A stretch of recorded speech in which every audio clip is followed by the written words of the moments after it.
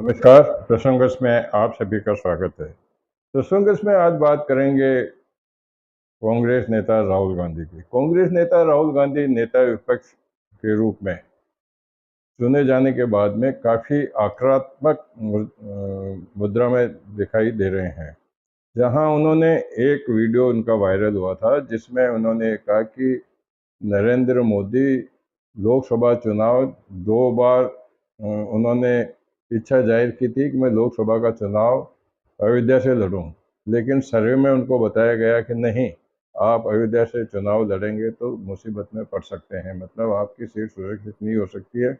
इसलिए उन्होंने फिर वाराणसी चुना। ये तो बात होगी अलग से, लेकिन लोकसभा में भी आज नेता प्रतिपक्ष के रूप में लगातार 100 मिनट तक राहुल गांधी ने नेता विपक्ष की भूमिका को शुरू किया, जहां उन्होंने अपने एक वक्तव्य से या अपनी बात से विपक्ष को, उनके विपक्ष के सामने सत्ता पक्ष को घेरने का मौका दे दिया। दरअसल में राहुल गांधी कहना चाह रहे थे कि ये लोग, मतलब भाजपा की ओर इशारा करा उन्होंने कि विपक्ष हिंदुत्व नहीं है, हिंसक है, उन्होंने इतना कह दिया। लेकिन इसको लेकर के जैसे ही कहा, प्रधानमंत्री खुद खड़े हो गए। प्रधानमंत्री ने उन पर काउंटर करते हुए कहा कि इन्होंने करोड़ों हिंदुओं को, उन्होंने उनके मानहानि की, उन्होंने करोड़ों हिंदुओं के लिए अशब्द बोला है। तो ये बात करके वो बैठ गए, लेकिन अमित शाह ने उनका पीछा नहीं छोड़ा। अमित शाह ने कहा कि निश्चित रूप से राहुल गांधी ने जिस तरह की बात कही है, वो करोड़ों लोगों की मानहानि हुई है उससे, और उन्होंने जिस तरह का ये आरोप लगाया उससे उनको माफ़ी मांगनी चाहिए। इसको लेकर के मुद्दा काफ़ी गर्मा गया है। दरअसल में राहुल गांधी ने ओम बिरला, जो लोकसभा के स्पीकर हैं, उनको भी काफ़ी कुछ उन्होंने कहा। उन्होंने कहा कि विपक्ष की नहीं सुनते, लेकिन मोदी के सामने ये झुकते हैं। इस पर लोकसभा स्पीकर को भी उन्होंने एक तरह से जिस तरह की भाषा उपयोग में की है, वो मैं समझता हूँ उपयोग नहीं थी। ये बात बाहर कही जा सकती है, लेकिन प्रियंका गांधी ने बाहर कही थी कि मेरे भाई इस तरह की कोई बात नहीं कर सकते, वो हिंदुत्व की बात करते हैं, हिंदुओं के खिलाफ वो नहीं बोल सकते।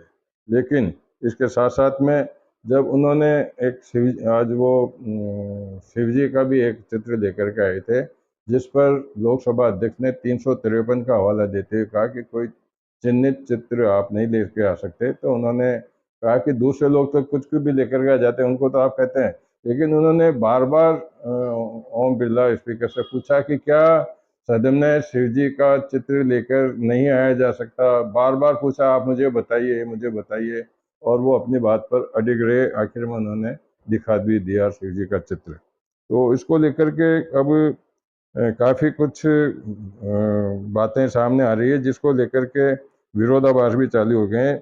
राहुल गांधी के इस वक्तव्य पे हिंदू भारत के मूल मुख्यमंत्री आदित्यनाथ ने कहा है कि हिंदू भारत की मूल आत्मा है, राहुल गांधी को हिंदुओं से माफ़ी मांगनी चाहिए। वहीं मीसा भारती ने राहुल गांधी का पक्ष लेते हुए कहा है कि राहुल गांधी ने जो कुछ भी कहा वो सही कहा है, और वो उन्होंने केवल भाजपा के लिए बात कही थी, उन्होंने पूरे हिंदुओं के लिए कोई बात नहीं की थी। इसी तरह से टीएमसी सांसद महुआ मोइत्रा ने भी अपने पुराने, जो पिछली बार जब वो सांसद थी उनको नहीं बोलने दिया गया था, तो उन्होंने कहा कि पिछली बार जब मैं यहाँ खड़ी हुई थी तो मुझे बोलने नहीं दिया गया था। एक सांसद को बोलने के लिए रोका था, लेकिन सत्ताधारी दल ने एक सांसद की आवाज़ दबाने की बहुत बड़ी कीमत चुकाई है, और उन्होंने 63 अपने सदस्यों को स्थायी रूप से घर बैठा दिया। तो सब अपनी अपनी बात कर रहे थे। तो इसी को लेकर के अब अभी जब मैं आपसे बात कर रहा हूँ तो ये चर्चा है कि अमित शाह के यहाँ पर कुछ वरिष्ठ मंत्रियों की एक बैठक हो रही है, जिसमें इस मामले को आगे कैसे लिया जाएगा समझा जाता है, उसी पर चर्चा हो रही है। बात करते हैं आज से नए कानून की।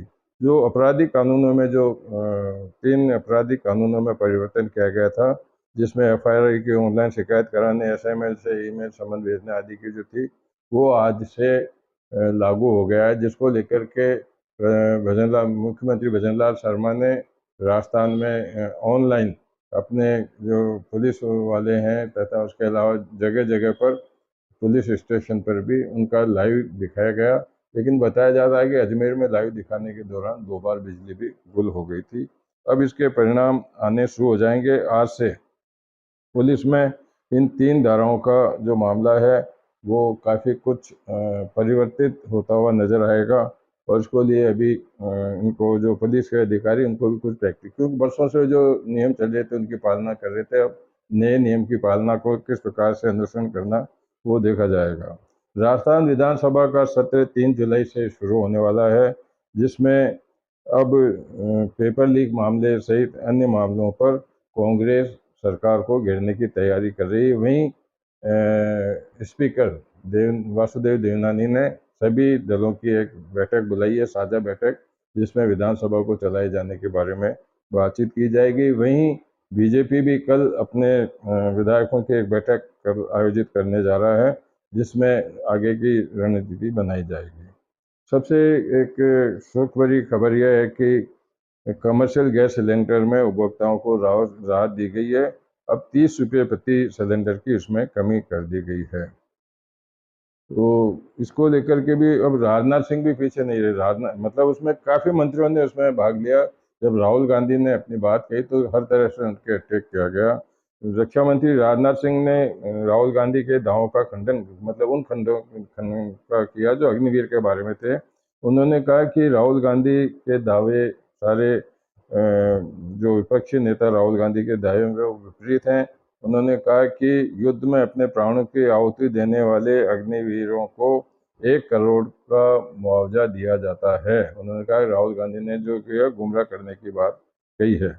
लेकिन इन सब बातों का जवाब कल प्रधानमंत्री नरेंद्र मोदी शाम को लोकसभा में देंगे। राष्ट्रपति के अभिभाषण के ऊपर जो बहस हुई है उस मामले में वो अपनी बात कहेंगे। अभी करौली में आज एक बहुत बड़ा हादसा हो गया, जब एक बोलेरो की टक्कर हो गई, जिसमें 9 लोगों के मौत की खबर है। इसी तरह का एक हादसा अभी अभी गुड़गांव में भी हुआ है। गुड़गांव से जो एक्सप्रेस हाईवे, वहाँ भी एक कार और ट्रक की बहुत बड़ी टक्कर हो गई है, लेकिन उसकी पूरी जानकारी हमें अभी तक नहीं मिल पाई है। इसको लेकर के कुल मिला करके आज जो चर्चाएं रही वो प्रमुख रूप से यही चर्चाएं थी। इसके साथ साथ ही आज राजस्थान के जो गवर्नर है राज्यपाल कलराज मिश्र का आज जन्म दिवस भी है, जहां काफ़ी नेता, केंद्र के नेताओं ने, प्रदेश के नेताओं ने तो रूबरू भी उनसे जाकर के उनको बधाइयाँ दी। वही केंद्र के नेताओं ने उनके दूरभाष पे उनको बधाई दी, जिनमें उपराष्ट्रपति जगदीप धनखड़ भी शामिल हैं। और इसके साथ साथ में आज वो गोविंद देव जी के मंदिर गए, जहाँ डिप्टी चीफ मिनिस्टर दिया कुमारी भी उनके साथ में रही, जहां उन्होंने पूजा अर्चना की। और सबसे बड़ी बात यह है कि अब महिलाओं के लिए भी अब एयर इंडिया के अंदर महिलाओं के लिए अब रोजगार की एक नई जो शुरुआत होने जा रही है। नई तो नहीं कह सकते, लेकिन अब भर्ती खुल रही है, जिसके अंदर महिलाओं को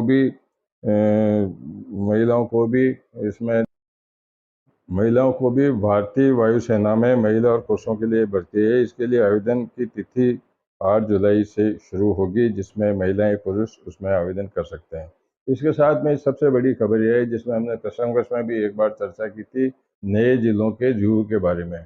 तो अब जो इसके लिए कमेटी बनाई गई थी रिव्यू के लिए, उन्होंने अब जो नए जिले बने हैं उनके सीमांकन की, उनके जनसंख्या की, उनकी एक दूसरे जिले से दूरी की और काफ़ी कुछ जानकारियां मांगी है, जिससे ये लगता है एक तरफ तो भी ललित के पंवार में पहले राम लुबाया इस आयोजन समिति के जो अध्यक्ष होते थे, और अब जो है ललित के पंवार को उसका अध्यक्ष बनाया गया। वो दूसरी तरफ से अपना आकलन कर रहे हैं रिव्यू को लेकर के, और सब कमेटी ने भी अब आंकड़े मांगे हैं, जिसको लेकर के आगे क्या कुछ निकल के आता है वो देखने वाली बात होगी।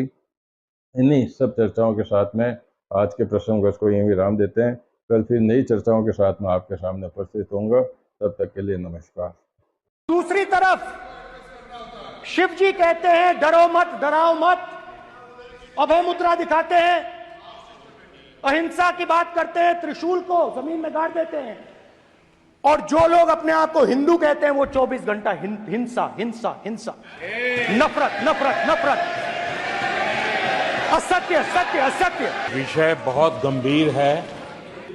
पूरे हिंदू समाज को हिंसक कहना ये गंभीर विषय है।